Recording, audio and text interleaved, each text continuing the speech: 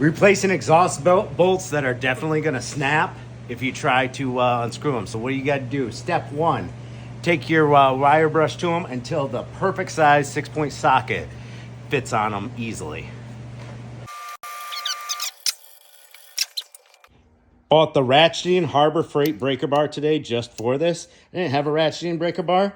Feels pretty good in my hands though. It is kind of short, but that's going to help out in some tighter applications than a long bar. Now what we just did there is cleaned off all the rust. That's step one. Step two, get yourself a really hot flame.